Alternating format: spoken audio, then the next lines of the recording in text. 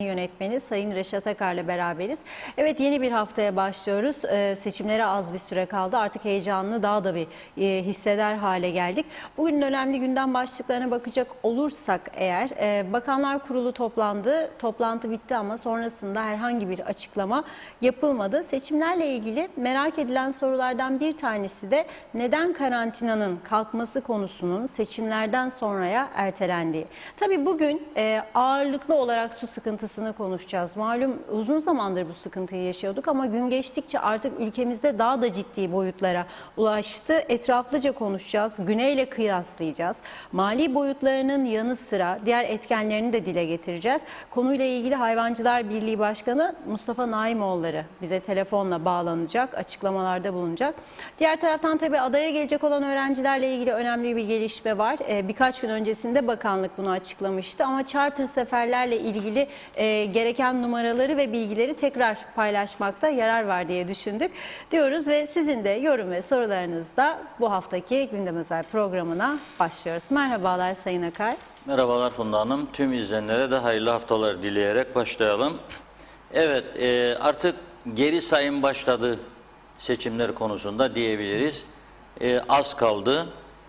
Küçücük bir ülkenin 196-198 bin seçmeni olan küçücük bir ülkenin Cumhurbaşkanını veya diğer adıyla toplum liderini seçeceğiz diye aylardır bununla yatıp bununla kalkıyoruz.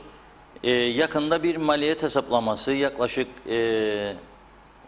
yapmaya çalışacağız. Birkaç önemli kurumla da konuşup merak ediyorum. Bu seçimler bize bir şöyle var, bir partilerin cebinden çıkan bütçe var, partilerin yaptığı harcamalar var. Onlar eminim partileri yarın diyecek ki biz yapmadık, biz az yaptık, biz işte şöyle götürdük, böyle götürdük. 1 milyon, 100 bin, 200 bin, 500 bin, 2 milyon diyecekler belki ama esas önemli olan ülkenin bu seçim sürecindeki kayıplarının yarattığı maliyettir mühim olan.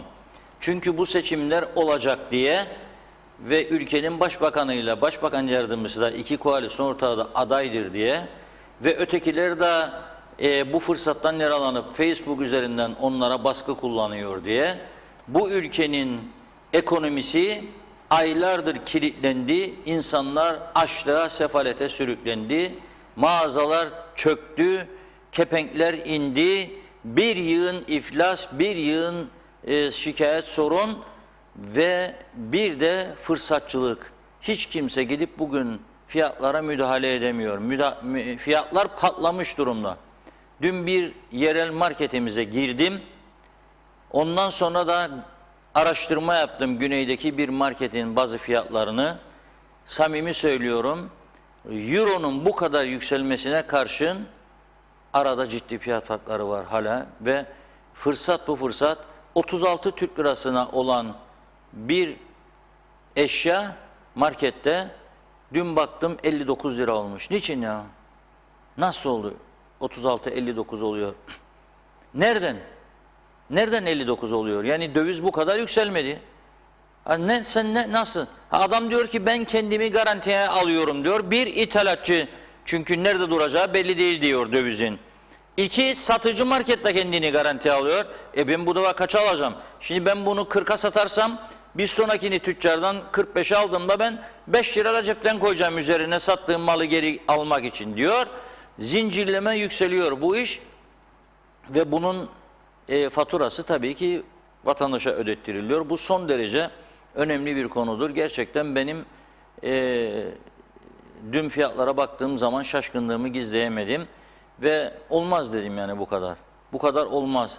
Belirli bazı ürünlere ve Türkiye'den gelen ürünlere. Hatta sordum da bir tanesi için. Bana dedi döviz arttı dedi. İnsafınız kurusun dedim. Bunlar Türk parasından Türk parasıdır. Türkiye üretimidir. Nereden yükseldi dövizdir? Neyse. Yani onun yarattığı etkileri var, maliyetleri var. Ama en önemlisi bu kadar gündür kapatılan işletmeler. Hadi Mart, Nisan, Mayıs anladık arkadaş. Dedin ki koronavirüs vardır, salgın var. Havaalanlarını kapattın, limanları kapattın, insan getirmedin, otelleri kapattın, bütün işletmeleri kapattın. 2,5-3 ay sonra devlet dairelerini açtığın gibi diğerlerini niye açmadın?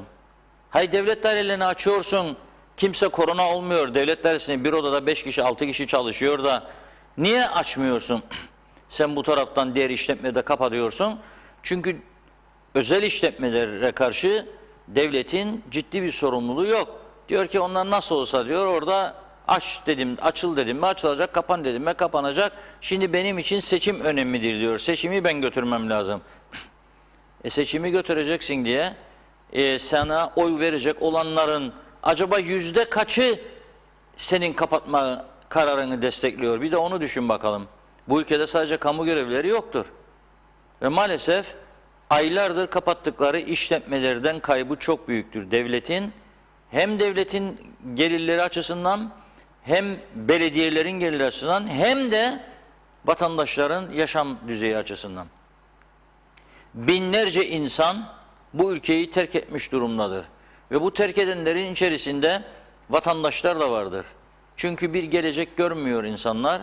Ne olacak diyor, bir gün kapatıyor, bir gün açıyor. Biz bunu mu bekleyeceğiz, bunu mu çekeceğiz? Yastık altındaki para da bitince kolay değildir. İnsanlar başka türlü arayışlar içerisine giriyor. Şimdi esas ana konumuza geçeceğim ama madem ki buradan başladık, buradan bugün Sağlık Üst Kurulu'nun bir toplantı yapacağını öğrendim. Bakanlar Kurulu bugün bir takım konularda prensip kararları aldı ama o kararları tabii ki Sağlık Üst Kurulu'nun açıklaması gerekirmiş.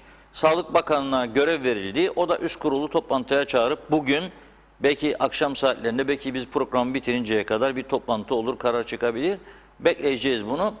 Program bittikten sonra da çıkarsa daha ilerleyen saatlerde haber bültenlerimize aktaracağız bunları izleyicilerimize. Fakat aldığımız bilgiye göre bazı yerlerin açılması yönünde Bakanlar Kurulu üst kurula tavsiyelerde bulundu. Ve bu durum üst kurulda da değerlendirilecek ve açılacak. Şimdi soruyorum. Bu seçimlerde mesela İngiltere gitti Sayın Başbakan ve oradaki Türklere dedi seçme hakkınızı ve seçilme hakkınızı size biz teslim edeceğiz. Yani vereceğiz. Çünkü yıllardır İngiltere'de yaşayanlara seçme ve seçilme hakkı vermiyorlar. Neden? Belirli bir süre en az 2 yıl galiba ya son 2 veya 3 yıl adada bulunma şartı vardır. Yani sen ülkede değilsen son 2-3 yıl aday olamazsın. KKTC vatandaşısın, burada doğdun, burada büyüdün ama son 5 yıldır yurt dışındasın ve dünyanın en akıllı insanlarından birisin ki çok var akıllı insanlarımız, çok var. Ama sen gelip de bu ülkede aday olamazsın. Bak bugün bir haberimiz vardır. Diyalog gazetesi bugün birçok bölgede erken tükendi.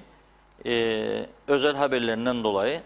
Bulamayan vatandaşlarımız açısından okumak isterim. Bugün gazetemizin 9. sayfasında bir haber vardır. Kıbrıslı Türk Sabah Öney Amerika Birleşik Devletleri'nde 40 yaş altı sağlık bilim adamları arasında ilk 30 arasına girdi. Amerika Birleşik Devletleri'nde 40 yaşın altındaki sağlık bilimcileri arasında bir değerlendirme yapıldı. Ve burada ilk 30 arasına girdi. Önemli bilgiler vardır. Yani bu bir Kıbrıslı Türktür bu gencimiz. Bunun gibi yurt dışında yaşayan çok sayıda insanımız var ama biz bunları bu ülkeye çekemiyoruz. Çünkü dediğim gibi bir takım şartlar var. Bunun sözü verilmişti. Açacağız size de oy kullanma hakkını. Şimdi aday olmayı ben vazgeçtim aday olmaktan. Gelip oy kullanacak adamlar gelme diyor kendisine hükümet. Niçin? Karantinaya koyacağım seni diyor. Karantinadaki adam nasıl oy kullanacak? 1, 2 ne yapmaya girsin? Hayır ne yapmaya girsin de girsin karantinaya? Adam o bulunduğu memlekette hasta değil, korona değil. Orada bir test yaptıracaksın kendisine. 2-3 gün koşturacak. Sonra gelecek buraya bir test daha yapacaksın PCR. İkinci onu da kabul etti. Bırak gitsin evine adam veya bırak gitsin oteline. Niçin buna engel oluyorsun? Türkiye'de de çok sayıda vatandaşımız var. Gelip oy kullanmak istiyor. Niye engel oluyoruz bunlara? Ne amaçlıyoruz ki bundan engel oluyoruz ya? Yani biri hesap yaptı mı mesela gelecek olanlar hükümet ortağı olmayanlara oy verecek de kapattı hükümet bunları? Yoksa hükümetin bir kanadına oy verecek diye kapattılar. Yoktur böyle bir şey. Nereden bilirsin ki adamın iş dünyasını? Ben mesela açık söyleyeyim her seçimde bir farklı partiye bir farklı insana oy kullandım. Nereden bilin sen benim iş dünyamı? Yani bilemezler. Ben kendim sandığa gittiğimde vicdanımla baş başayım. İstediğime oyumu veririm. Bu benim vatandaşlık görevim. Ha bir de bu ülkede şöyle vardır, kamplaşma vardır, siyasiler öyle var. O sağcıdır diyor, o solcudur diyor. O bizden değildir, bu bizdendir. Sonra da iktidar olacak diyor. Bir dakika ya, senin oy potansiyelin %13 iken sen bir ara 25'lere 28'lere geldin. Eğer o senden değil isaydı nasıl oldu da 25'e geldin? Senden değildi. Sen onu başka taraftan görürdün ama adam kendi vicdanının sesine göre hareket etti. Bir sonraki seçim sana verdi. O zaman sende mi oldu? Yok. Senin daha umut olduğunu, daha iyi iş yapacağını düşünerek geldi sana verdi. Bir sonraki seçim sen de iyi iş yapmasan seni bırakıp başka birine gidecek. Bu nedir bu küçücük ülkede? O sağdandır, bu soldandır, o faşisttir, bu komünisttir. Nedir bunlar ya? Paramparça ettiler toplumu. Bence çok yanlış bir yoldayız. Çok yanlış yolda ve gele gele de çok kötü bir duruma geldik. Şimdi diyor ki seçime çeyrek kala 17'sinde dedi Sayın Başbakan kapalı birçok işletmeleri açacağız dedi. Sağlık Bakanı'na sonra bu doğrultuda açıklama yaptı. Neden 17'si? Ne var yani 17'sine kadar ne olacak da 17'sinden sonraya kaldı bu iş? Neden bu insanlarımızı hala da güzel bir mevsim yaşanırken burada İngiltere'deki insanlarımızı, Türkiye'deki insanları neden getiremeyelim bu ülkeye? Yani gelsinler ülkelerinde tatil yapsınlar. Evleri var çoğunun, gitsin evinde otursun.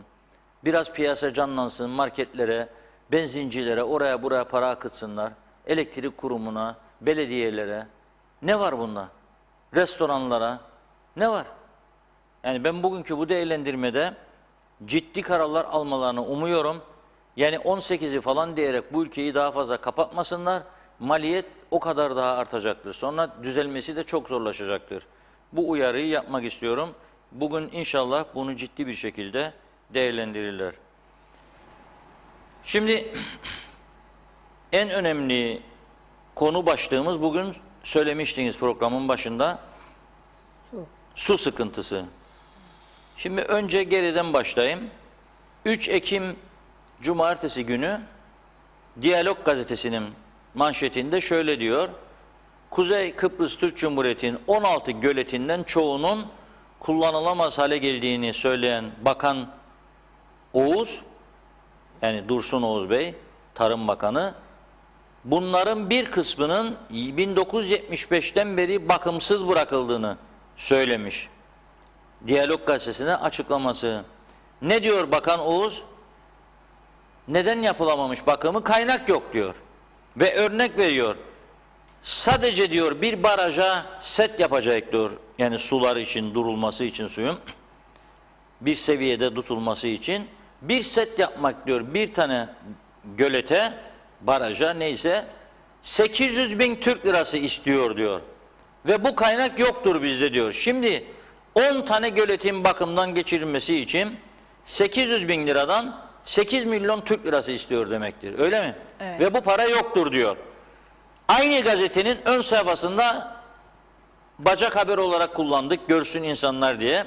Maliye Bakanlığı'nın açıklaması, Eylül ayında 594 milyon Türk lirası ödeme yapmış bakanlık, Maliye Bakanlığı. Nereye? Maaşlar, emekliler, sosyal sigorta fonları, şurası burası müteahhitler, yurt dışı temsilcilikler, turizm ofisleri, şunlar bunlar. Sadece ek mesai ödemesi 8 milyon Türk lirası. Tekrar ediyorum, bir ayda, Eylül ayında ek mesai harcaması 8 milyon. Neden ek mesai ödüyor biliyor musunuz bunu? Neden biliyor mu vatandaşlarımız ek mesai ödüyor? Çünkü hala da belirli kurumlarda, gümrükte, sağlıkta vardiya sistemine geçmediği için. Vardiya sistemine geçmediği için belirli saatlerin dışında, devlet resmi dairesinin ilan ettiği saatlerin dışında eğer nöbete gidiyorsa bir görevli fazla mesai ücreti alıyor. Ve devlet de bir ayda 8 milyon bu krizde fazla mesai parası ödüyor. Bu ne demektir? Tarım Bakanı'nın kaynak yok iddiasını çürüren bir olaydır. Bu kaynak var aslında ama biz kaynakları başka yerlerde kullanıyoruz. Bugüne kadar bu ülkeyi yönetenlerin bildiği tek bir şey oldu. Sabah, öğlen, akşam maaş ödeme hesabı. Ve biz de devamlı sormak zorunda. Bu ay maaşlar ödenecek mi? Evet ödenecek veya uğraşıyoruz, çalışıyoruz. Ya dünyanın hangi ülkesinde maaşlar ödenecek mi diye bir soru soruyor acaba vatandaşlar, merak ediyor ödenecek mi diye. Kuzey Kıbrıs'ın dışında bir ülke var mıdır? Maaşların ödenip ödenmeyeceği endişesinde olsun da her ay başı yaklaşında ayın 25'inde, 24'ünde, 26'sında ilgili bakana soru soralım mı? Diyelim ki Sayın Bakan bu ay ödeyebilecek misiniz? O da evet ödeyeceğiz. Tabii ki ödeyeceğiz. Çalışıyoruz. Kaynak yaratmaya çalışıyoruz. Çünkü hazinenin içi boş. Son dakikaya kadar oradan buradan gelirleri toparlayıp maaş ödüyorlar. Çünkü bütün sistem maaş ödeme üzerine kurulmuş. Doğru dürüst gelirleri yok. Gelirleri artırıcı önlemler yok. Gelirlerin daha da artması için yatırımları teşvik gibi bir durum yok. O yüzden de baktığımda ben endişeli bir durum görüyorum. Ama sadece bir aylık ek mesai 8 milyon 10 tane göleti pırıl pırıl yapmaya yeterliymiş meğer. Geri kaldı 6 tanesi. O 6 taneyi de bir sonraki ayın 4'te 3 gideriyle ek mesai parasını tutarsa elinde, demek ki 2 ayda bu işi tamamen kapatır. Hatta artan parayla da ne yapar? Su dairesinin araç gereci yokmuş. Büyük bir itiraf bu. Su dairesi var ama siz çağırın su dairesi, borular koptu, patladı falan, gelsin şu bu değiştirsin. Araç çoktur der size. Personeli de yok. Yeterli. Aracı da yok. Durum bu haldedir memleketim. Ama gelelim ben bakıp da fikir üreten, acaba ne yapabiliriz? 8 milyon ayda, 12 ayda 96 milyon, 100 milyon ek mesai ödeyeceğime ben bu 100 milyon Türk lirasıyla hem su dairesini adam ederim, hem karayollarını adam ederim, hem çöken bütün yollarımızı yaparım, barajların bakımını da yaparım. Yok, ama böyle bir fikir yok. Böyle bir düşünce tarzı yok. O zaman ne oluyor? Barajların, göletlerin bakımını yapmayınca bunlar su tutmaz hale geliyor. Bunlar su tutmadığı için de işte Anamur'dan gelen su da kesildiği zaman sen tamamen bir çıkmaz sokakta kalıyorsun. 6 Ocak'tan beri Anamur suyu akmıyor.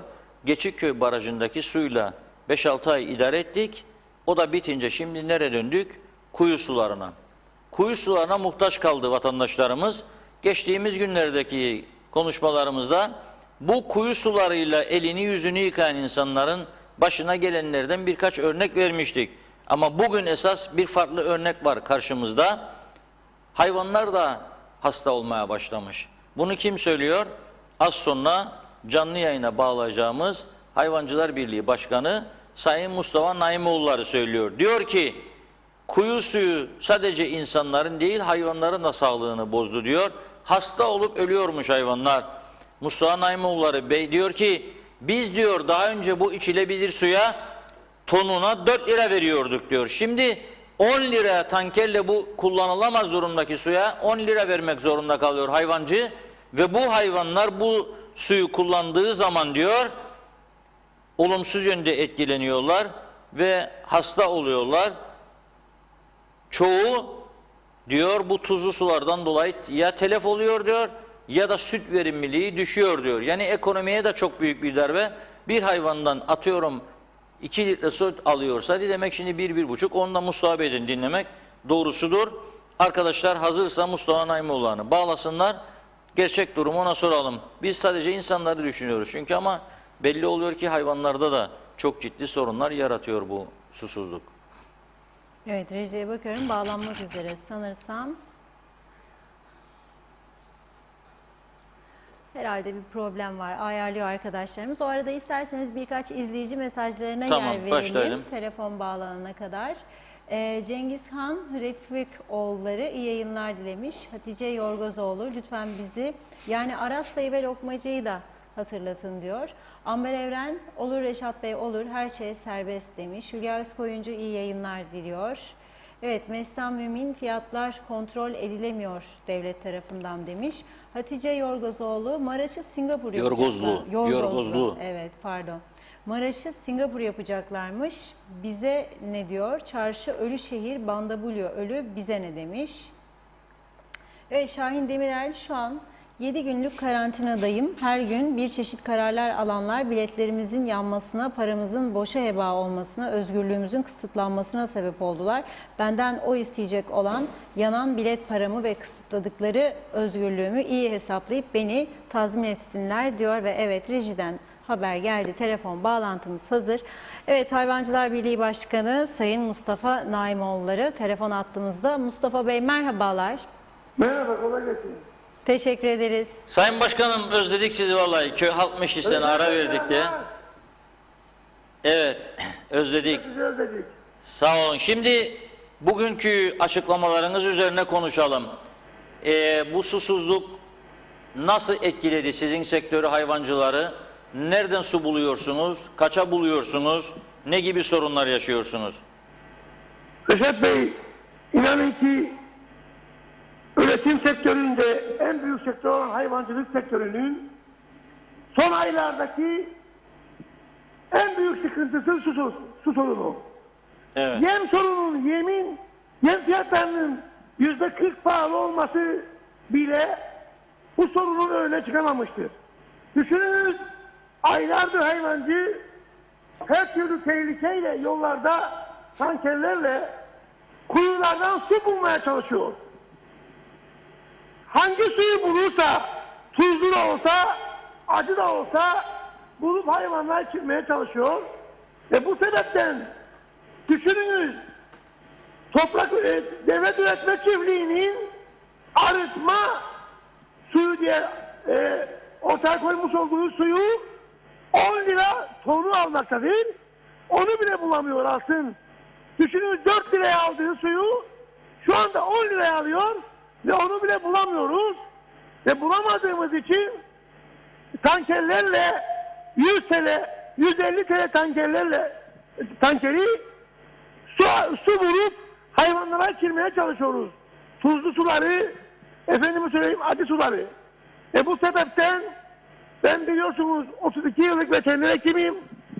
Bu dönemde gerçekten görülmediği kadar buzağlarda ithal, hayvanlarda ithal, süt veriminde düşme ve birçok hayvanın telef olarak ölmesine sebep olmaktadır. Susuzluk.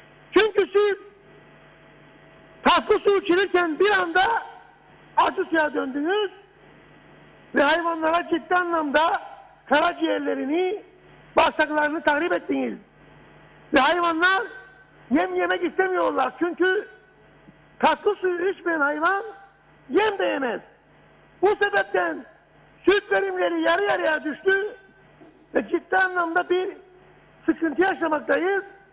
Düşününüz Reşat Bey, biz son günlerde dövizdeki artışla yem fiyatları %40 arttı. Bütün maliyetler arttı. Çiftçi fiyatının değişmesi gerekir. Bunun için mücadele ediyoruz ve söylüyoruz Tarım Bakanlığı'na ve su sorunu aylardır çözülmedi. Birçok belediyede evlere dahi su verilmiyor. Düşünün, ben Vadili köyünde kalıyorum. 4 günde 5 günde bir gece yarısından sonra 3-4 saat su geliyor. Sırf insanlar ağaçları sulanmasın veya başka yerlere kullanmasın diye depolara 1-2 saat su akıyor. Sonra su kapanıyor.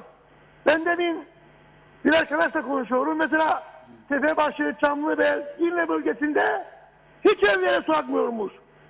Ve ciddi anlamda hem insanlar hem de bizim sektörümüz bu konuda çok büyük ciddi sıkıntı yaşadık. Özellikle son 1-2 ayda, mesela Ocak ayından beri soğumamasına rağmen özellikle Mayıs ayından sonra bu susuzluk çok daha büyük boyutlara ulaştı. Evet. Peki siz bu tankercileri nereden, nasıl buluyorsunuz? Şimdi bölgede bazı tankerciler vardır veya kuyusu olan tankerciler vardır. Getiriyorlar 2 ton, 3 ton suyu 100 TL'ye getiriyorlar. O da tatlı su değil.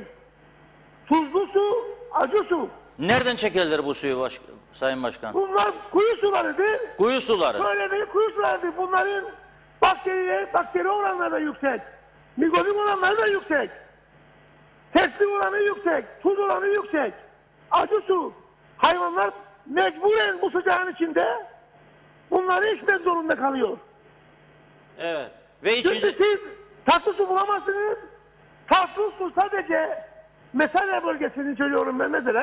Evet. Mesele bölgesinde devlet üretme çiftliğinin arıtma tesisinde orada da bir miktar suyu arıtıp veriyordu. 10 lira tonu. Onun da geçenlerde motoru bozuldu. Vermemeye başladı. Zaten yeteri kadar su arıtamıyor günlük. Günlük en fazla 30-40 ton, 50 ton suyu arıtabilir. Daha fazla bir kapasitesi yok. O yüzden ciddi anlamda özellikle hayvancılığın olduğu bölgelerde kuyu suları zaten acı. Zaten tatlı su çok az kuyularda tatlı su var Reşat Bey. Ve tatlı suyu da evler için kullanıyorlar. Evlere götürüp daha fazla mutfakta banyoda kullanıyorlar. Ama biz hayvanlara su bulmakta çok büyük sıkıntı çekiyoruz. Ve 2 ay önce bu su gelecekti. 2 aydır Türkiye'den gelecek olan suda her türlü tabii sıkıntıdan dolayı, arızaların giderilmemesinden dolayı habire bu aksıyor. Bugün de boruların denizin altına indirileceği söylenmektedir. Kaç gün daha bu devam edecek? Hiçbir yetkili tarafından, Tarım Bakanı tarafından herhangi bir açıklama yok.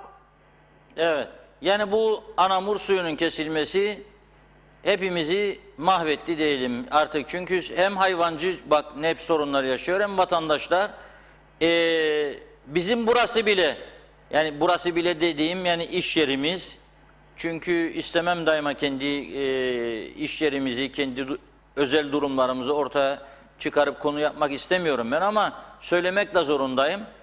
Bir hafta içerisinde geçen hafta 3 defa tanker, 4 defa tanker, 5 defa tanker 1500 lira. Bugün gene susuzluk 200 lira. Ne bu ya? Yani hangi iş yeri bunu kaldırabilir? Ve bir de devamlı bunu biz ayrıca klorlamak zorunda kalıyoruz. Çünkü elimizi yıkadığımızda da sorun yaşamayalım diye. Şimdi siz... Reşat Bey, %300 zam geldi su fiyatlarına.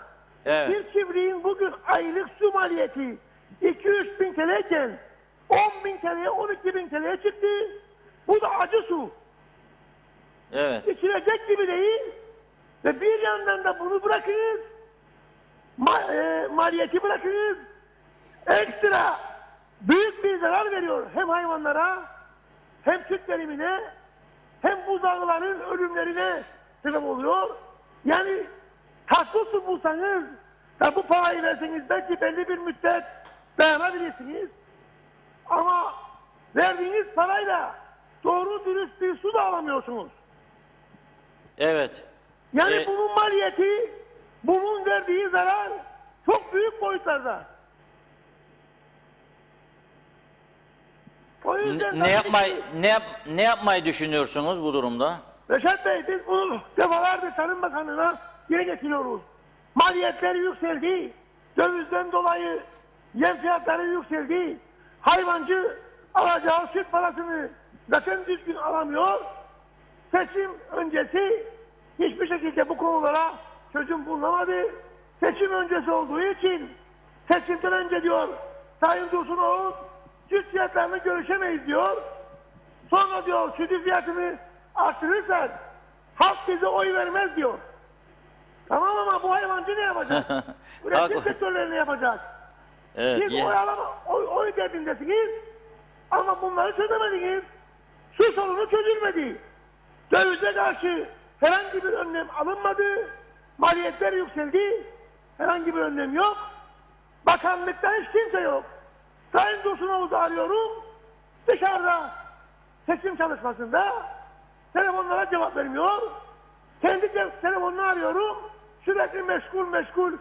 Dönmüyor. Telefonu dönmüyor. Çünkü kendilerine gerekli sıkıntıları yazılı olarak gönderdim. Geçen hafta salı günü yazılı olarak ben kendilerine taleplerimizi, sıkıntılarımızı gönderdim. Hala geriye dönüş olmadı. Söylüyorum, bu hayvancı susuzluktan kırılıyor. Eğer belediyelerde siz su bulabiliyorsanız alırsınız. Bulamazsanız kendi imkanlarınızla kuyuları gezeceksiniz. Kanseriniz varsa bulduğumuz kazan hayvanlara acı su vereceksiniz. Hiç kimsenin umuru değil. Hiç kimsenin umuru değil. Aynen öyle. Yani gemisini kurtaran kaptandır sözü. İnsanları bıraktılar. Düşününüz bir de turizm sezonu olsa, otellerde insan olsa, otellerde su ihtiyacı olsa, acaba bu insanlara karşı biz nasıl rezil olacaktık? Ya Nasıl bu insanların suyunu biz karşılayacaktık otellerin, okulların, üniversitelerin? ya bir de o var. Yani Başka bir rezillik. turist yok, öğrenci yok da böyleyiz. Bir de onlar olsaydı öğrenciler mesela 100.000 öğrenci ne olacaktı bunun için? Çok doğru. Birbirimizi affedersiniz yani çok zor durumda. Ben bizim sekretere söylüyorum. Tenebaşı köyünde kalıyor. Bana diyor Mustafa Bey, biz çamaşır makinesini kurmaktan korkuyoruz. Su yok diyor. Ya doğru. Çamaşır makinesini diyor. Haftada 2 defa su alıyoruz. 30-40 tane tonu köyde olduğu için onu da diyor alamıyoruz diyor. İmkanımız yok. Aynen öyle. Evet, peki teşekkür ederiz Mustafa Bey. İnşallah dua edelim Anamur suyu erken saatte gelsin de bu sıkıntılardan kurtulalım. Bir de Kolay tabii gelsin Reşat Bey size. evet, çok sağ olun. Şimdi Teşekkür ederiz, evet.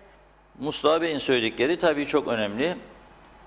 Vatandaşlarımız da bunları dinliyor aslında.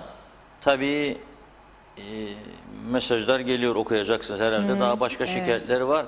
Kafesteki hayvanlar da gidiyor diyorlar. O kadar etkilidir. Buradan söylüyorum. Kedisini, köpeğini çok sevenler, özellikle köpeklere, küçücük süs köpekleri olan var. Açar çeşmeyi, döker suyu köpeğe, yapmasınlar. Yapmasınlar çünkü içilecek su değildir. Bu su bütün canlılara zarar verir. Yerin altından çekilen lağım sularının karıştığı sulardır bunlar. Kolibasili yüklüdür. Evlere kendi elimizle mikropları taşıdık.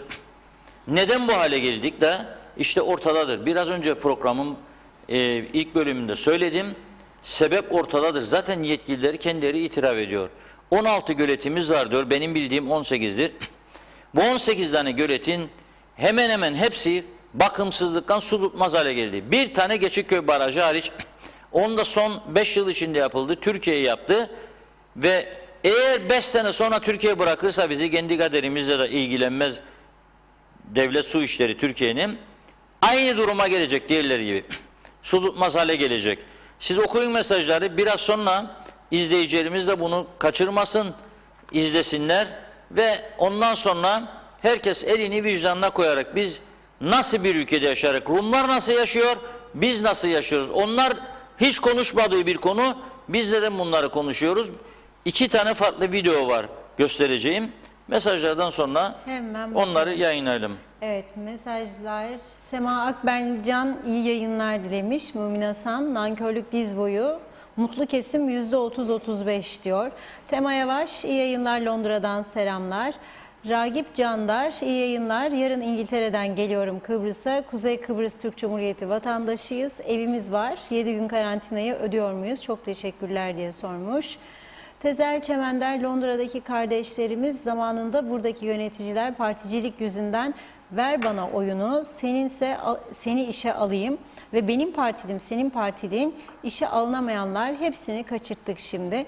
Hepsini ülkemize getirme zamanı, birlik zamanı geldi. İyi yayınlar Reşat Bey demiş.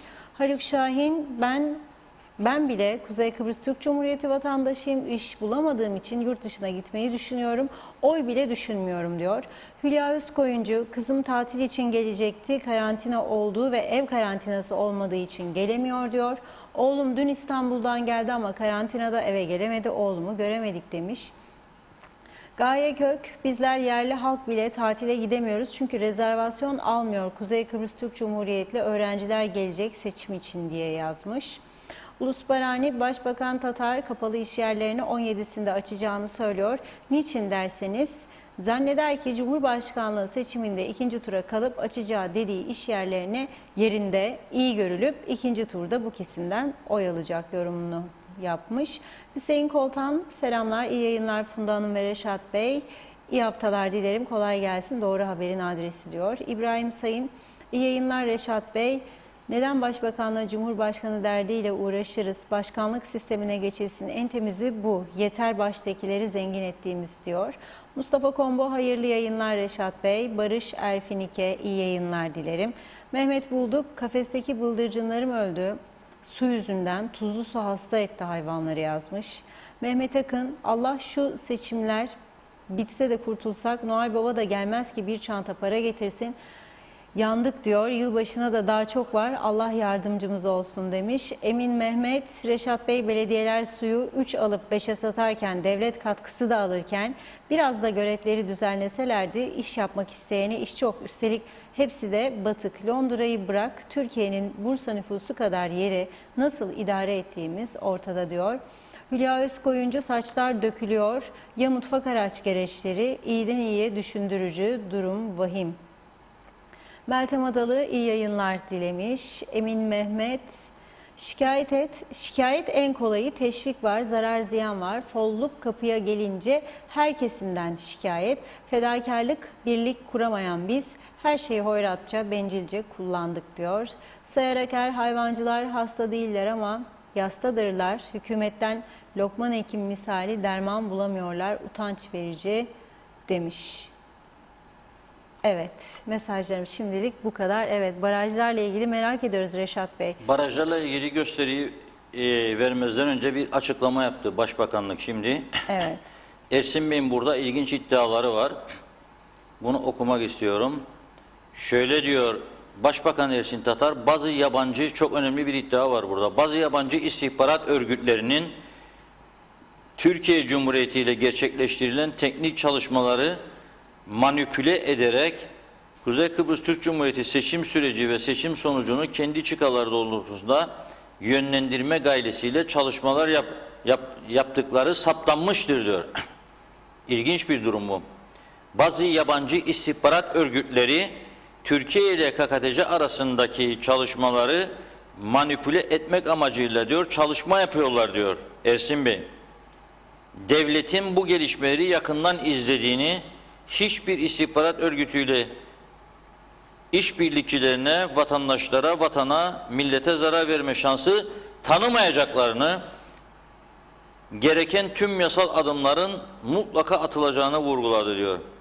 Şöyle dedi Sayın Tatar, bu çok önemli bir iddia. Yabancı istihbarat örgütleri diyor. CIA mi, Mossad mı? Çoğu konuştuğuna göre. MI5, MI6 bilmiyorum. Hangileridir bunlar? Mossad olabilir, İsrail. Şöyle diyor, Kuzey Kıbrıs Türk Cumhuriyeti pazar günü önemli bir seçime giderken ülkemize, halkımıza dönük dış kaynaklı oyunların devam ettirilmekte olduğu görülmektedir. Bu bağlamda bazı yabancı istihbarat örgütlerinin Türkiye Cumhuriyeti ile gerçekleştirilen teknik çalışmaları manipüle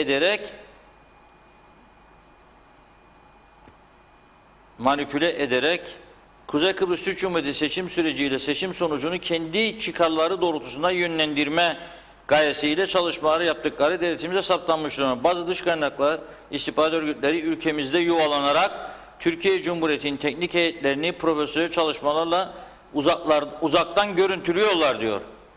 Türkiye ne tür işler yapıyor? Mesela Denizli'deki çalışmaları herhalde pandemi hastanesi yapılır. Ama bunları uzaydan da görebilirler. Bence uzaktan fotoğraf çekmeye, kamera almaya gerek var mı acaba? Bu mihraklar diyor önce seçimleri manipüle etmek için bu amaçla kurulmuş olan internet gazetelerini kullanıyorlar. Ardından da bu gazeteler üzerinden halkın geneline ürettikleri yalanları yayıyorlar.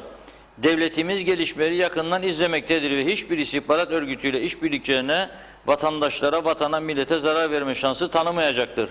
Şu bilinsin ki diyor Kuzey Kıbrıs Türk Cumhuriyeti Başbakanı olarak beni, bakanlarımızı takip edip gizlice fotoğraflayanlar Kuzey Kıbrıs Türk Cumhuriyeti halkının iradesine, aynı zamanda bireysel özgürlüğümüze müdahale etmektedir. Halkımız rahat olsun, izahı olmayan hiçbir toplantı ve görüşme ne benim ne de bakanlarım tarafından yapılmamıştır, yapılmayacaktır da diyor. Devletimiz vatandaşlarımızın hür iradesini sandığa yansıtmak için üzerine düşenleri yapmaktadır ve devlete, millete karşı suç işleyenlerle ilgili gereken tüm yasal adımları mutlaka atacaktır. Çok önemli istihbarat faaliyetleri var diyor Sayın Başbakan ve bizi diyor izliyorlar diyor kendini bakanları. Türkiye Cumhuriyeti'nden yürütülen çalışmalar diyor. Bu çok ilginç bir durumdur. Büyük bir iddiadır ama internet gazeteleri konusunda söyleyeyim yani Evet. birazcık Kıbrıslı usulü derler, hep birazcık derler. Küçücük, büyücük, şeftalicik, armutcuk, elmacık. Birazcık da sizin katkınız var bunda. Çünkü internet gazeteni devletin televizyondan okuttuğunuz çıkmayan gazeteleri devletin televizyondan okuduyorsunuz. 3-4 aydan beri neçun derim size okuduyorsunuz. Nedir? Hangi ülkede görülmüştür? Basılmayan gazeteyi sen devletin televizyondan okuduyorsun. O internet gazeteleri birçoğu zaten birilerine sövmek için, zarar vermek için kurulmuştur. Hepsi demiyorum, istisnara ayırıyorum. Ama birçoğu bu amaçla. Aşağında bir site, haber sitesi, bombala gitsin hala Hasan-ı Mehmet'i, gel al buradan zarfı derler. Ve gider alırlar zarfı. Polis sorgularsa ciddi bir şekilde bunlar çıkabilir ortaya. Polis sorgularsa ciddi bir şekilde bunlar çıkabilir. Ama siyasiler siz sebep oldunuz. O parti kendine göre kurdurur 2 tane 3 tane, öteki kurdurur 2 tane 3 tane. Nereye gidecek bu ülkenin sonu? Kontrol yok. Devletin izin verdiği, lisans verdiği yayın yüksek kurulunun bizim gibi televizyonların başında balloz durur devamlı. Bir izleyici katılsa canlı yayına da bir kelime söylese yasak olabilir diye anında cezaya, seni isterse fişi çeker, yayınını da durdurur. Ama öte taraftan web TV'yim ben diyor, Facebook TV'yim diyor ve ne yazık ki siyasiler de bu aday olanlar koşuyor. Bugün baktım bir tanesi yıllarca da bu ülkenin bakanlıklarını falan yapmış. Bilmem hangi web televizyona koşuyormuş. O biri bilmem kime koşuyor. Yahu tanıtacaklarmış Kuzey Kıbrıs Türk Cumhuriyeti'nin Türkiye'de falan filan da diyorlar bu katıldıkları toplantıda. Dinliyorum ve gülüyorum ben. Ne tanıtmadım bu kadar zaman? Ne Türkiye'den illeri geliştirmeye kim engel oldu Türkiye medyasıyla? Ben biliyorum sadece bir gazete, tarihi bir gazete 2 aydır randevu konuşmaya çalışıyor. Bir bakanımızla da konuşamıyor. Randevu alamıyor. Önemli bir gazete. Alamıyor. Ne, kim engelledi size şimdi seçimden sonra o olursa da bu olursa da saraya gidince Türkiye gazetelerinden temas kuracaksınız da tanıdırsınız KKTC'nin doğru yönden yok. Freni patlamış bir araba ne zaman nereye vuracağı belli değil. Toplum parçalanmış, parçalara ayrılmış, bölüm gidiyor ve bu şekilde bir seçim propaganda süreci yürütüldü maalesef bugüne kadar. İyi ki Allah'a şükür biz bunların dışındayız. İyi ki seviyeli yayıncılığımızı sürdüren bir prensibimiz var. Bunun dışına çıkmadık.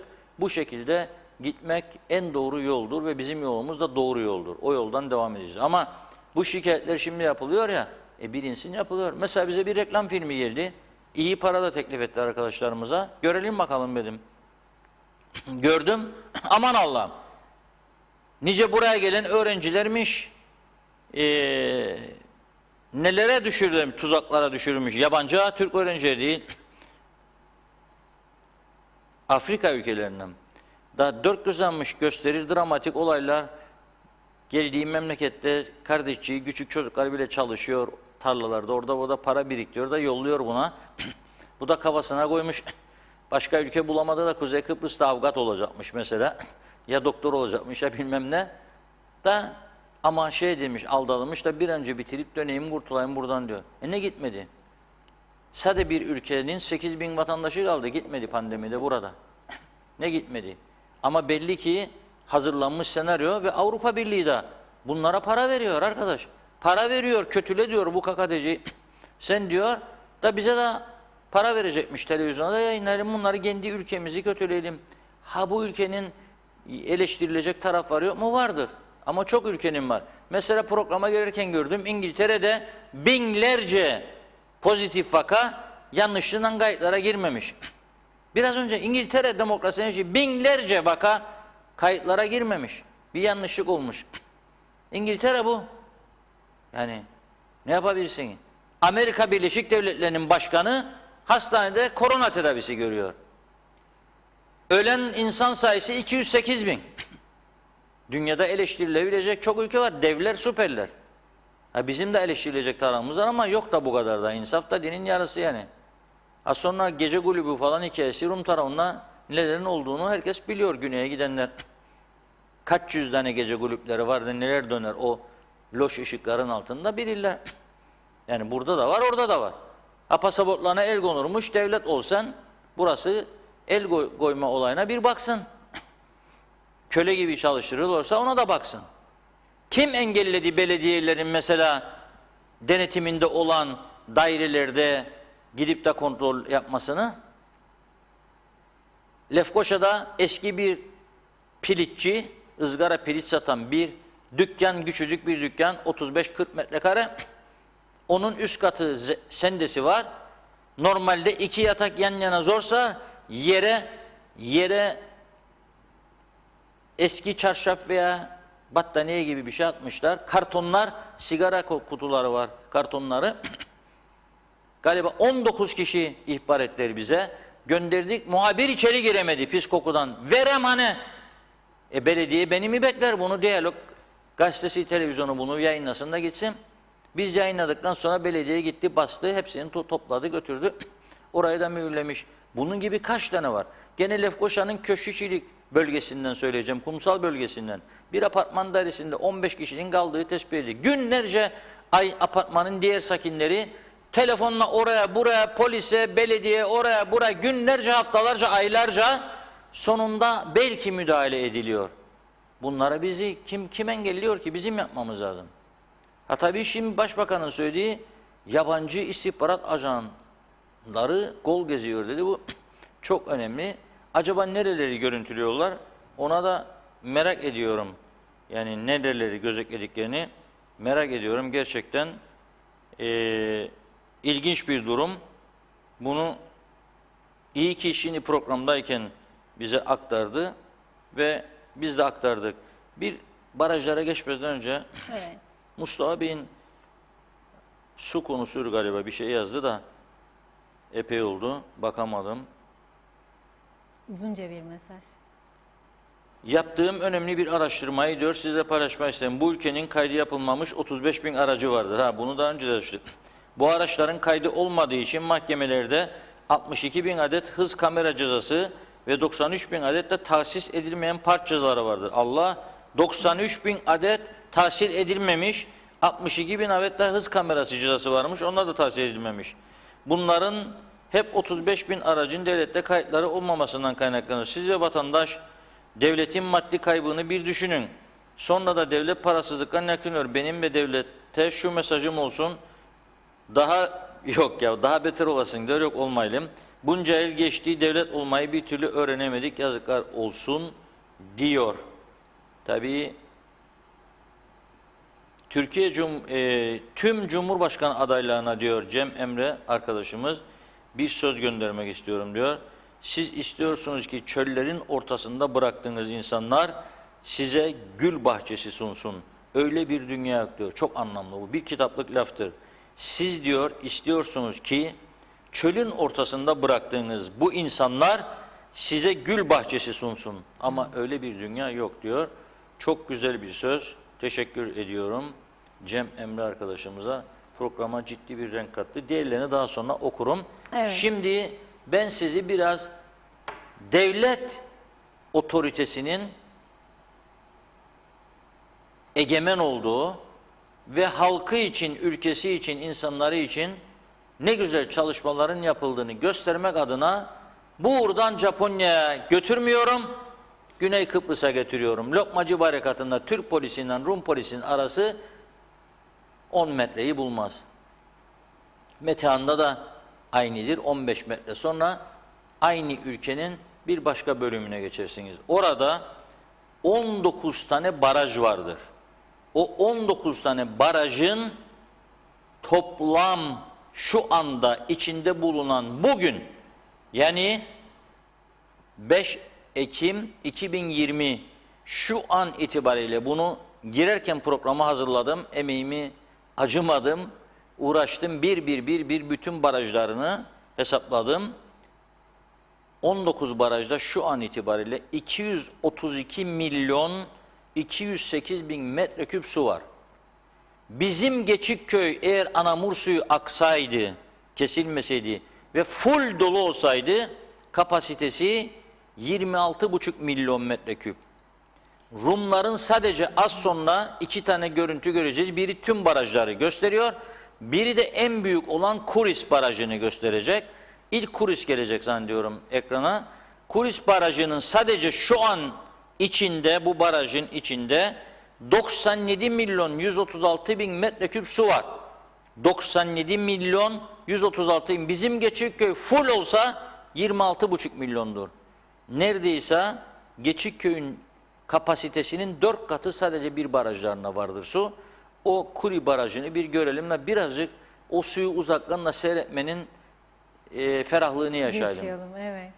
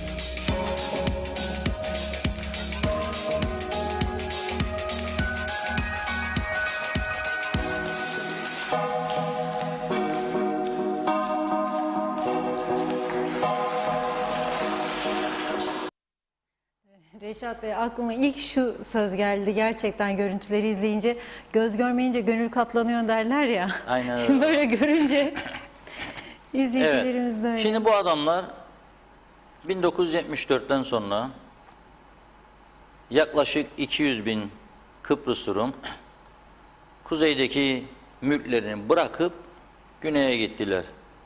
200 bin insanın yeniden iskan edilmesi. İlk yıllar limonları yoktu, limon kullanacakları sofrada limonları yoktu. Çünkü narenciye ağaçları büyük bir çoğunluğu, ezici bir çoğunluğu Güzelyurt'ta, bir miktar Alsancak, Lap'ta ve Mausa'nın bazı bölgelerinde kalmıştı. Beyarmudu üzerinden, Pilek Sınırköyü üzerinden kaçak limon satışlarına göz yumuyordu Rum polisleri. Çünkü insanlar limonsuz kalmıştı. Bize bıraktılar, biz topladık, sattık.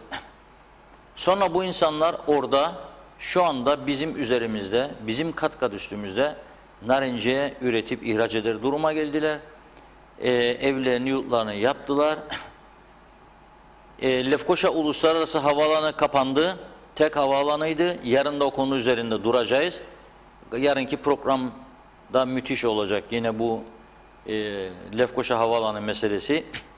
İzleyicilerimize şimdiden söyleyeyim. Gittiler Larnaka'ya kurdular bir havaalanı.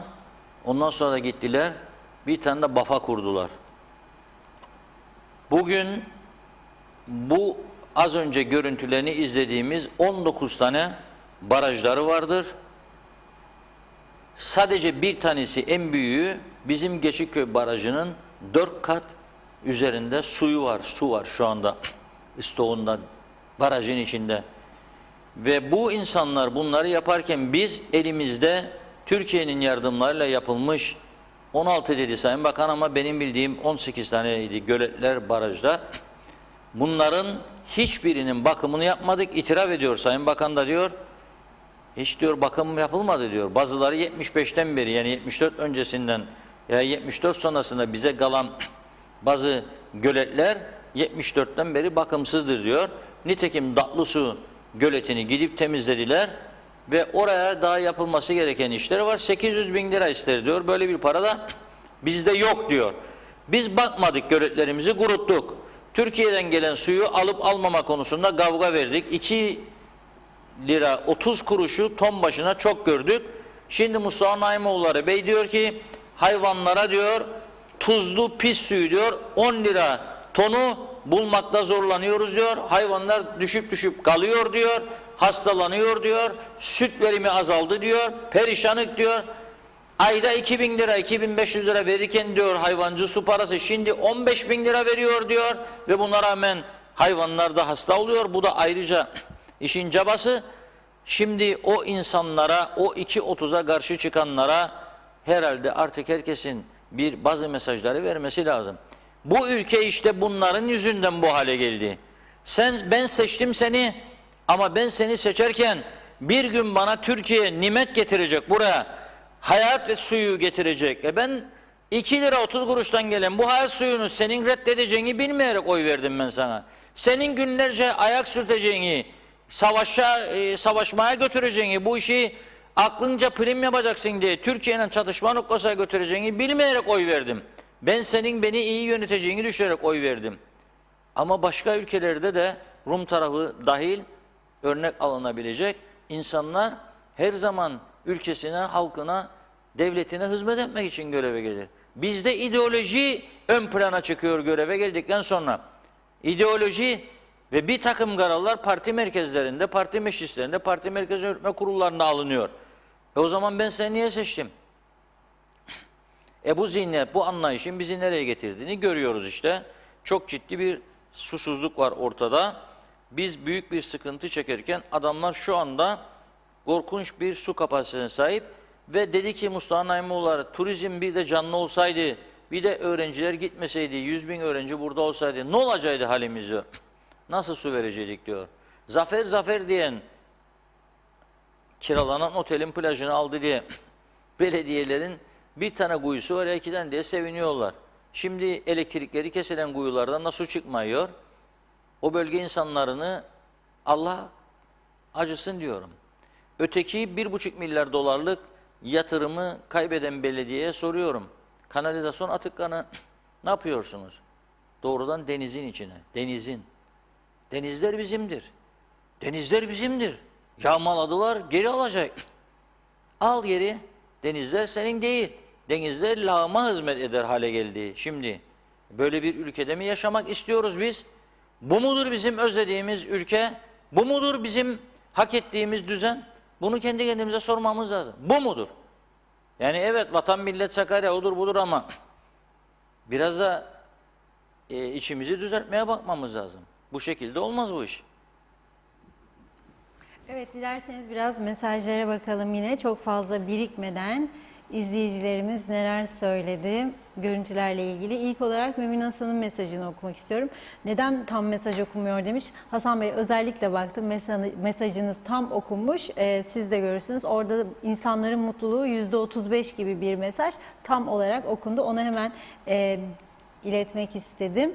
Hasan Coşkun, Eroğlu derdi arkamda MİT var diyor.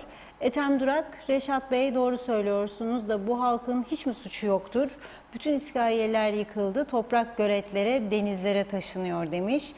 Emin Mehmet, Başbakanın açıklaması çok önemli. Yıllardır bizim tarafı resimleyen belliydi de istihbarat örgütü deyince işin rengi çok değişir diyor. Mehmet İnancı, hayırlı yayınlar değerli dostlarım. Allah kolaylık versin, sağlıklı bir hafta dilerim diyor. Sayar Aker, sandığa koşmayanları zorla, dalaverayla sandığa koşturmamak gerekir demokrasi yolunda demiş. Gürkan Bengü Giritli iyi yayınlar diliyor. Mehmet İnancı, memlekete su geldi mi Sayın Reşat Akar? Yeni fiyatlar belirlendi mi acaba demiş. Maalesef henüz daha gelmedi. Sayar Aker, paraya korsan Napolyoncular adada bol, devlet millet sanki bir hikaye diyor. Mehmet İnancı, Londra'da bugün vaka sayısı hayli yükselmiş. 18 bin olmuş. Allah korusun. Burada yaşayanları virüsü pek ciddiye almıyorlar diyor. Hasan Yalınca, hani Kıbrıs'ın güneyine de su satacaktı bazıları. Aynısı iştir kişinin, lafa bakılmaz. Boşuna demediler. Ricamdır. Bu yayınladığınız Kıbrıs'ın güneyindeki barajlar videosunu her gün yayınlayın diyor. Fatma Gürer, Taçoy su satacaktı güneye demiş. Hülya Özkoyuncu, ne çok özlemişiz bu görüntüleri. Bizde ne de olsa diyor. Üzgün emojisi kullanmış. Emin Mehmet, Reşat Bey iyi güzel mukayese de orada Avrupa Birliği kuralları geçerli, kaçamağı yok hiçbir şeyin. Yunanistan'ı borçlandıran Almanya komşuyu da hamisi. Bizde TC ile yapılan protokoller yerine gelmeden hükümetler gider. Bir de kendimizi yönetme derdi çekeriz. Cennet Kuzey Kıbrıs, hesap soran yok, nereden buldun diyen yok. Verdiği vergi desen hak getire. Neyse hadi diyor, Avrupa Birliği'ne İngiliz çıktı, biz girelim demiş. Mehmet İnancı, su her yerde hayattır. Londra'da normal çocuklu aileler 20 ila 30 sterlin aylık fatura öder. Kıbrıs'ta su akışı başladı mı Reşat Bey diye soruyor. Hasan Yalınca, lütfen bir videoda Kıbrıs'ın güneyindeki yollar ve çevre temizliği ile ilgili yapında göremeyen insanlar görsün demiş.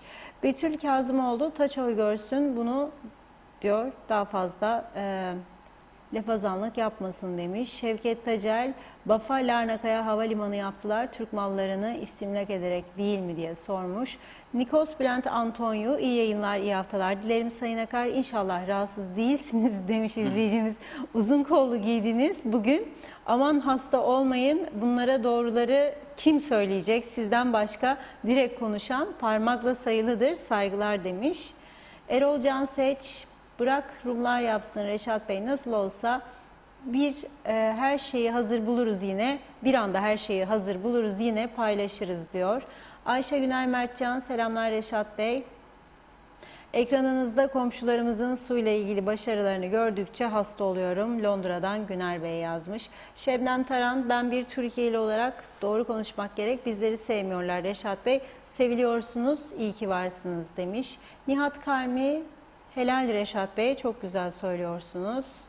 Evet, Mehmet Akın, bugün diyor gündemi kaçırmışsınız. O ajan dış güçler haberi diyor Facebook'ta çıktı. Bir kişi 3 adet fotoğraf çekmiş. Fuat Oktay danışmanı, Hasan Taçoy, 3. Ersin Tatar vardı diyor. Ellerinde bir sürü dosya, olay bu diye not düşmüş. Bu haberle ilgili iyi yayınlar dileklerini iletmiş. Ve ekliyor, sadece turizm çalışanlarına Haziran ayı desteği sadece 800 lira yatmış. Sus payı ayıp diyor El İnsaf. Ekim ayındayız, diğer 4 ay nerede? Yazıklar olsun demiş. Kimse sandığa gitmesin, belki akılları başlarına gelir diyor. Evet. Şimdi Bülent arkadaşımıza selam söyleyeyim. Hastalık falan yok çok şükür. Artık yavaş yavaş sonbahara girdik diye ceketi giymeye başladık ama gerçekten bugün sıcak aldığımı hissettim. Stüdyoda klimalar çalıştığı halde ceket için daha erkendir demek ki. O zaman soğuyuncaya kadar çıkaracağım yarından sonra, merak etme. Bafa ve Larnaka'ya havalanı yaptılar. Türk arazileri üstüne değil mi Reşat Bey dedi izleyicimiz. Evet. Bir hatırlatma yapayım. Evet, tabii ki Türk arazileri üzerine. Larnaka hava alanının %60'ının 65'inin hatta Helvacıoğlu kardeşlerin, tabii onlar da miras geçidir. O ailelere, iki kardeşlerin şu anda ya da 3 kardeş bilmiyorum. Onlara ait olduğu, ailelerine, geçmişten gelen teyzelerine hatırladığım kadar ait olduğunu ortaya çıkan kişiyim. 2009 yılında Kıbrıs Medya grubunda iken kamerayı aldım. Helvacıoğlu'nu aldım. Girne'de Hüseyin Helvacıoğlu. Ve Larnaka'ya gittim. Havaalanının olduğu yerde çekim de yaptım. İlk kez daha havaalanı topraklarının önemli bir kısmı bize ait olduğunu duyuran kişiyim adada yani. Çok önem verdiğim bir konudur. Elbette biliyorum Türk arazilerinin üzerine yapıldığını. Mahkemeye gittiler, dava açtılar. Sürekli ertelendi, sürekli yargıç değiştirdiler sonuca gidilmesin diye. Doğrudur. Ama bu bizim bu taraftaki yanlışlarımızı örtecek bir durum değil. Onunla ilgisi yok. Biz de Ercan Havaalanı tabii ki Dimbu der Rumlar. Rumların başlattığı askeri amaçlı küçük bir havaalanı büyüttük. Orası Rum topraklarıdır. Bunu da biliyoruz. Birçok kullandığımız yer de Rum topraklarıdır. Sanayi bölgesinde bizim bu yayın yaptığımız yerin bütün sanayinin toprakları da Rum malıdır. Lefkoşa Organize Sanayi, Haspolat, Mausa, Alayköy, daha neyi sarayım? Girne Limanı'ndaki bütün restoranların sahibi de Rum'dur.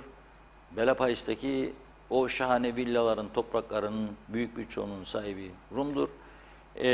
Bir savaş sonrasında onlar da kullandı, biz de kullandık. Umarım bir çözüm olur. Çözüm olduğu takdirde bu mal mülk meselesini de inşallah insanları karşı karşıya getirmeden, çatışma noktasına getirmeden masada çözülür. Çünkü içinden çıkmak ondan sonra çok daha zor olacak ve bizim insanlarımız çok daha fazla acı çekecek diye düşünüyorum.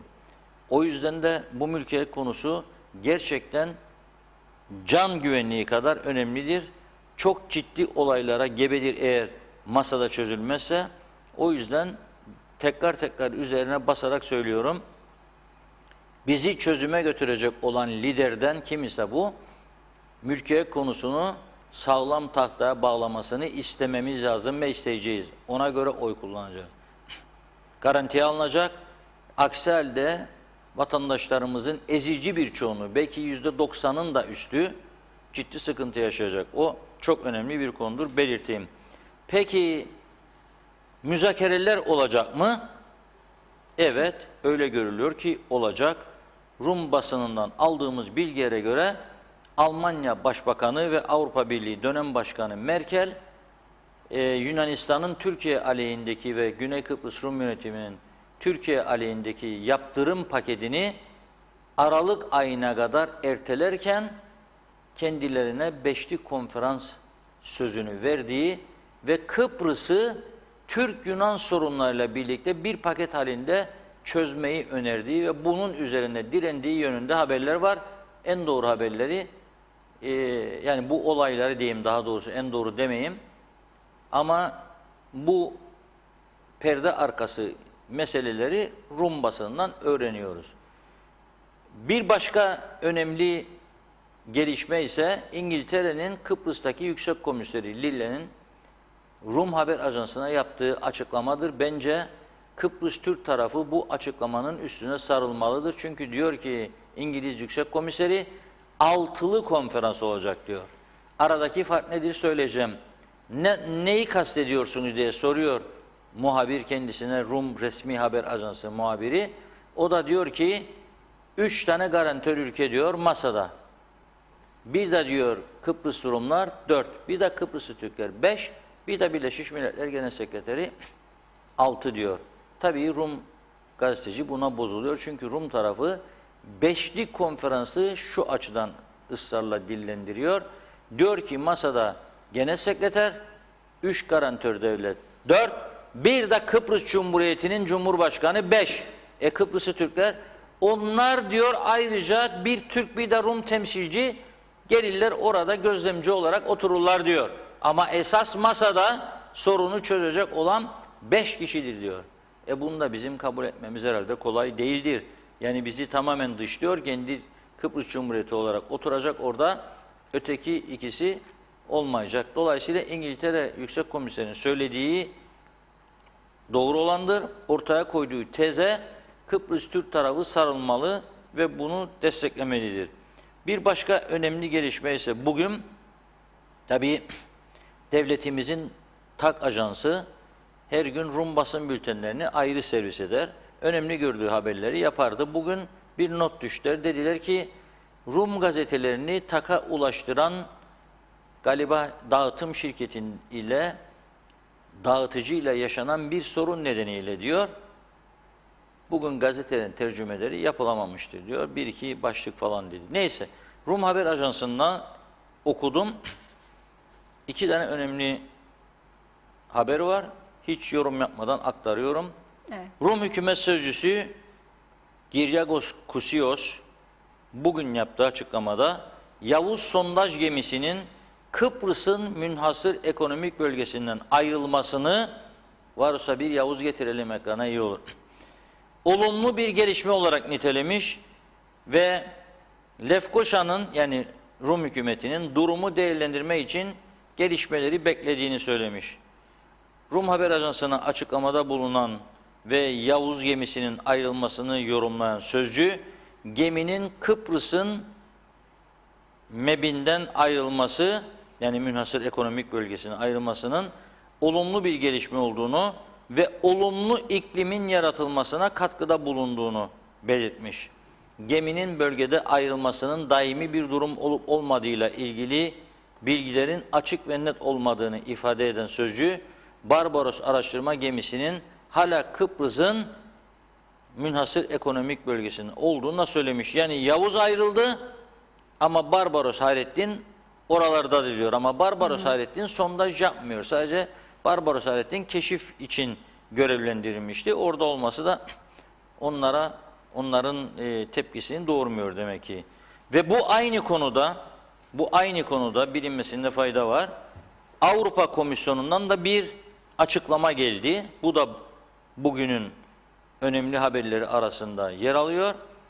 Avrupa Komisyonu Yavuz adlı Türk sondaj gemisinin Kıbrıs Cumhuriyeti'nin münhasır ekonomik bölgesine ayrılmasını memnuniyetle karşıladığını ve Türkiye'nin benzer eylemlerde bulunmasını beklediğini açıklamış. Komisyon sözcüsü Peter Stano, Kıbrıs Rum Haber Ajansı yaptığı açıklamada sondaj gemisi Yavuz'un ayrılması Doğu Akdeniz bölgesindeki gerginliğin düşürülmesi için önemli bir adımdır ve Türkiye'nin benzer eylemlere geçmesini diliyorum. Ben de bu sözcü Peter Stano'ya bir mesaj yolluyorum buradan. Önce bir TikTok yapalım karşılıklı Stella Artois. Diyorum ki Yunanistan'a da bir mesaj vermeniz lazım.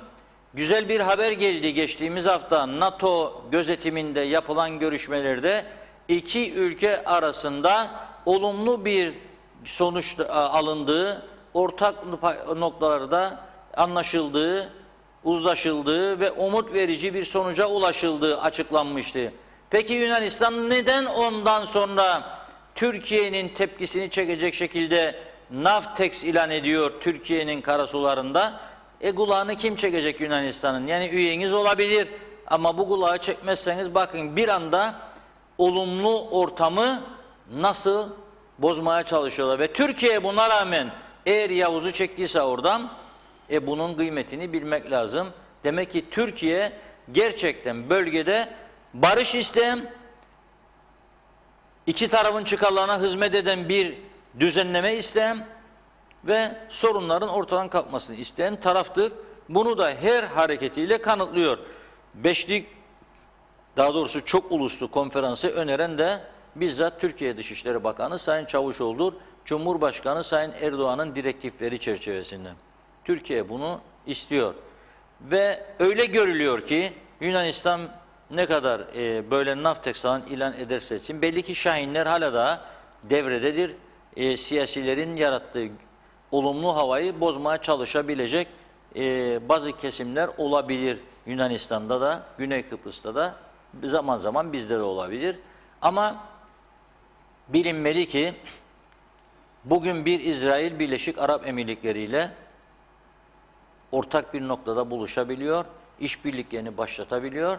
Birleşik Arap Emirlikleri ki eskiden Türkiye'nin yakın dostları falan filan hikaye bunlar. Araplar menfaati nerede görürse oraya koşuyor.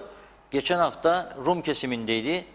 Bizim tabii seçim sarhoşluğu içerisinde hiçbir kimse bunları görmüyor. Neden geldi Birleşik Arap Emirlikleri'nin Dışişleri Bakanı? Ne yaptı acaba orada? Bizim burada fotoğraflar o kiminle görüştü, bu kiminle görüştü diye çekiliyorken o tarafta insanlar güçlü bir işbirliği başlatıyor. Müslüman ülkelerle bir avuçluk Güney Kıbrıs Türkiye'nin elindeki dostlarını çekip çekip alıyor. Mısır'la ilişkileri mükemmel, Lübnan'la mükemmel, Filistin 7 ülkeyle stratejik ortaklık kurdular. Filistin içinde Rumlarla Yunanistan'la beraber o Filistin ki bizden daha fazla yardım yapıyor Türkiye o Filistin'e Kuzey Kıbrıs'tan daha fazla yardım yapıyor. Ama o Filistin hiçbir zaman Kıbrıs Türk davasına destek olmadı. Kuzey Kıbrıs Türk Cumhuriyeti'ni hiçbir zaman desteklemedi. Devamlı Rum tarafına gidip ziyaret ediyor Filistin liderliği. Onlarla bir güç birliği yapıyor. Onlara destek veriyor. Son bu olaylarda da doğal gaz meselesinde güç birliği, stratejik ortaklık yapanlardan da bir tanesi Filistin. Ne kaldı geriye? İsrail'le de ilişkileri iyi. Şimdi Birleşik Arap Emirlikleri çok iyi. Kuveyt, Katar çok iyi. Kuveyt, Katar emirleri özel uçaklarını Anastasiadis'in emrine veriyorlar. Büyük yatırımlar yapıyor. Saudiler, Suudi Arabistan aman Allah. Türk ürünlerine ambargo koyan bu Suudi Arabistan ki Haç'ten Türkiye'den milyarlar götüren Suudi Arabistan Güney Kıbrıs'ta önemli işbirlikleri yapıyor. Son zamanlarda bunları da görelim. Yani bölgemizde birçok değişiklikler oluyor.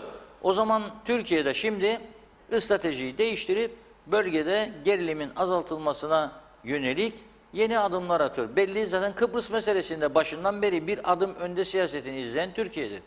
Yani bunu kimse inkar edemez. Türkiye ilk defa tarihinde müzakere masasında Türkiye'nin de bulunduğu bir Kıbrıs görüşmesi oldu. Türkiye ve Yunanistan Dışişleri Bakanlarının katıldığı ilk defa. Bu dönemde oldu. Yani onu da unutmayalım ve ilk defa da bu dönemde masaya harita koydu Kıbrıs Türk tarafı. Belge olarak verdiği Birleşmiş Milletler'e tartışma meselesi değil, belge olarak kabul ettiği haritayı verdiği Birleşmiş Milletler'e. O yüzden de umarım bütün beklentiler zaten o yöndedir. Seçimlerden sonra Kuzey Kıbrıs'ta kim kazanırsa kazansın Kıbrıs'ın da içinde olacağı bir masa kurulacak. Bu masada evet birçok sorun çözülecek. Benim tahminlerime göre Amerika'daki başkanlık seçimleri öncesinde ileri adımların atılması da mümkün olabilir. Yani çok hızlı gelişmeler yaşanabilir. Bazıları diyor ki bizim toplumda adet oldu bu. 50 sene çözülmeye de şimdi Ekim'de bitecek, daha 18'den sonra mı çözecek? Unutmayalım. Uzun yıllar iki toplum birbirinden ayrı yaşadı. Kapılar kapalıydı ama 23 Nisan sabahı uyandığımızda 2003 yılında bir baktık dalga dalga binlerle insan bizim tarafa geçer. Kıbrıs Rum binlerce. Allah Allah dedik, ne oldu ya? Gece karar alındı, sabahtan hiç kimsenin haberi yokken barikatlar açıldı. Dalga dalga geldiler Kıbrıs Rumlar. Sonra biz gitmeye başladık.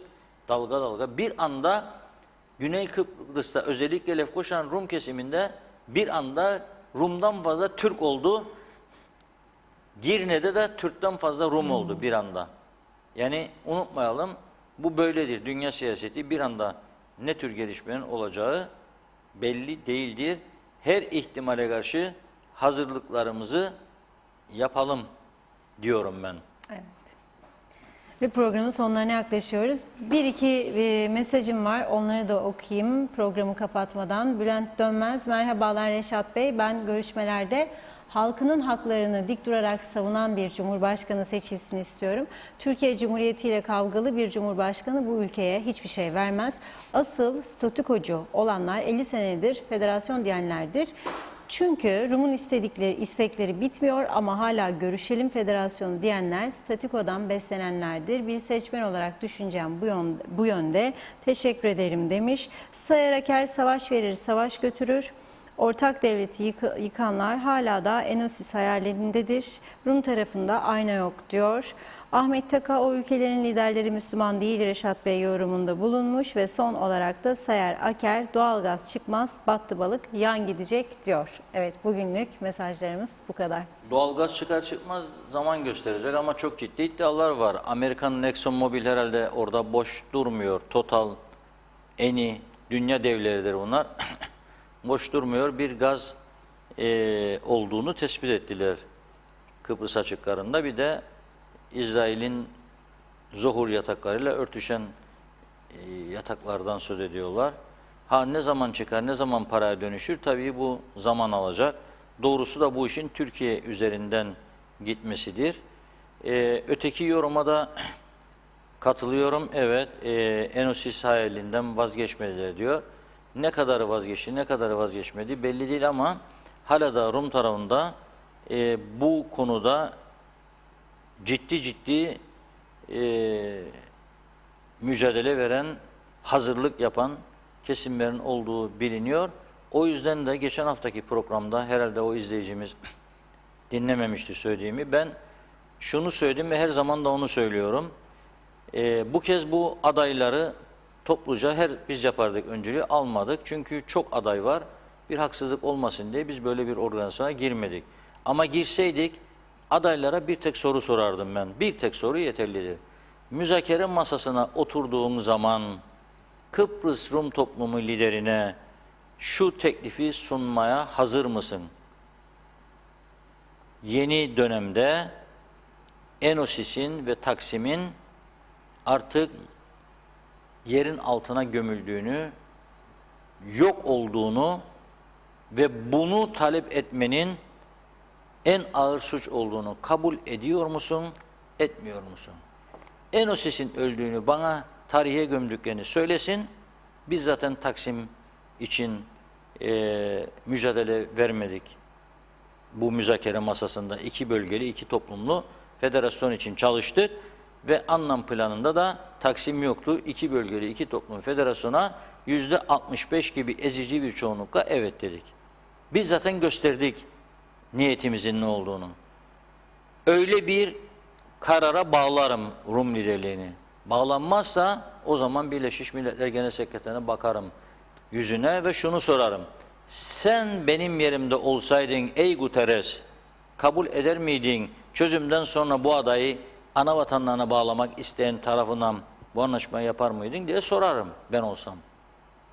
Ve gerçeklere davet ederim. Eğer yeni bir uzlaşı olacaksa, yeniden birleşme olacaksa ki istiyoruz, bu ülkede artık savaşlar sona ersin, insanlar silahların gölgesi altında yaşamasın, ekonomi gelişsin, iki toplum da Kıbrıs'ı Türkler de Kıbrıs Rumlar da mutlu olsun, hayatları düzene girsin, sağlık koşulları iyileşsin, ekonomileri iyileşsin.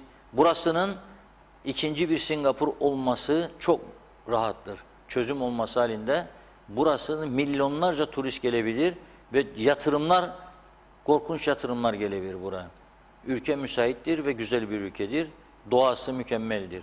Ama bunu istiyoruz. Ama dediğim gibi hala da benim de bazı endişelerim vardır. O endişelerin ortadan kalkması da müzakerelerde çıkacak sonuçlara bağlıdır. Şimdiki adaylarımızın tartışmalarından böyle bir söz duymadım, o ayrı mesele. Yani gündemlerinde yoktur. Belli ki dış politikadaki gelişmeyi de artık seçim çalışmaları yüzünden pek takip etmiyorlar. Bir oraya koş, bir buraya koş. O köy senin, bu köy benim. Yok MYK, yok bilmem ne toplantısı, yok delegeler toplantısı, yok örgüt toplantıları. Vakit bulup bakamıyorlar buna ama bunlar da hayati bir meseledir. Bir de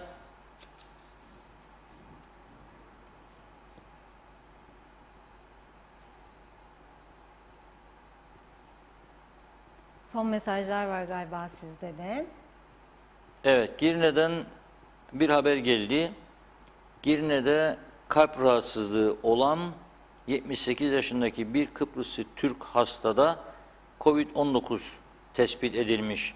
Vaka sayıları henüz açıklanmadı. Üst kurulun bugün toplantısı bekleniyordu. O da açılmadı. O yüzden bir şey söyleyemeyeceğim ne olduğunu. Mustafa Bey son bir, bunu da okuyayım, bir ek yapmış. Rum tarafı ile KKTC'yi mukayese ediyorsunuz. Sadece Rum tarafı KKTC gibi her 15-18 ayda bir seçim yapmaz diyor. Bizde olduğu gibi onlar 5 yıl görevde kalırlar. Onlar işraat yapmak için göreve gelirler. Farkımız budur. Bizde 15 ay, onlarda 5 yıl görev süreleri vardır. Evet, onlarda 5 yıl görev süreleri var. Onlarda milletvekilleri bakan olmuyor.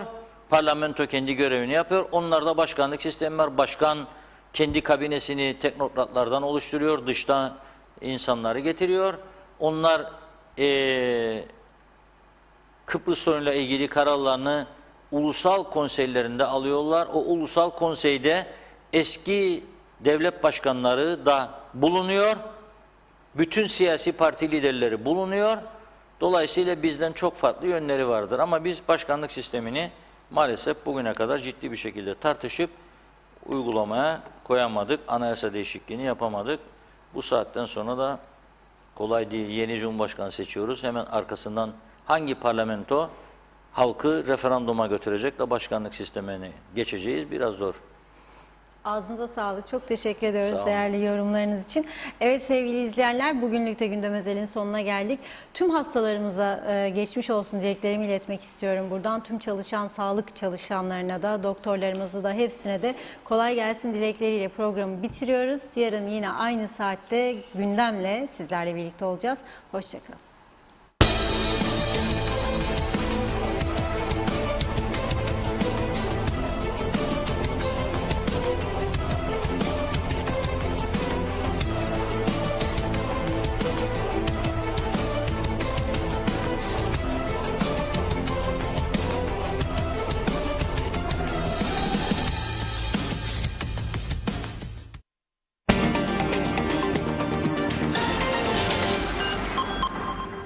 Yapıcı bir öneri.